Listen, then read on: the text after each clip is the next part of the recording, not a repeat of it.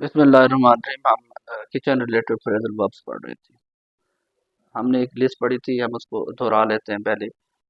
Boil down, dish out, cut out, cool down, whip up, stir in, drain off, blend in, bake off, toss in, heat through, thaw out, soon in, soak up, peel off।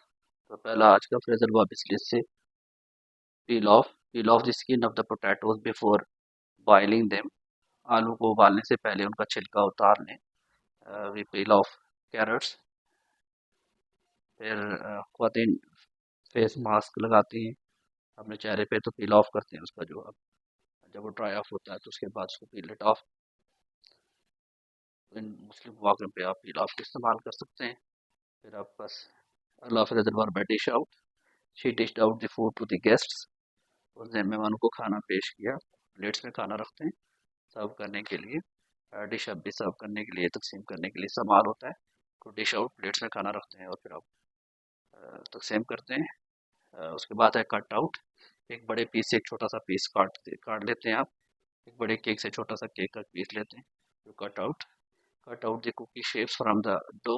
आटे से cookie शक्लें काट लें।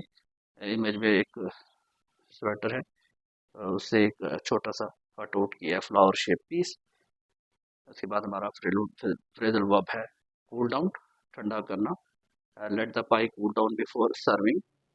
पाई को पेश करने से पहले ठंडा होने दें। फिर cool down the custard before serving. यहाँ पे एक एथलीट है, एक्सर्शन के बाद अपने आप को कूल डाउन करने के लिए वो पानी पी रहा है।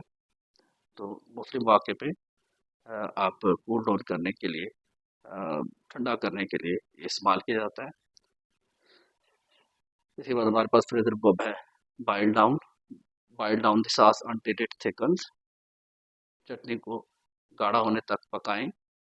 निशास्ता आप बना रहे होते हैं तो उसे थिकन करने के लिए, गाढ़ा करने के लिए उसे बॉयल डाउन करते हैं। इस तरह मुख्तलिफ और तरह की फूड्स होते हैं, मील्स होते हैं जिनको आप ठंडा करते हैं, जिनको आप गाढ़ा होने के लिए बॉयल डाउन करते हैं।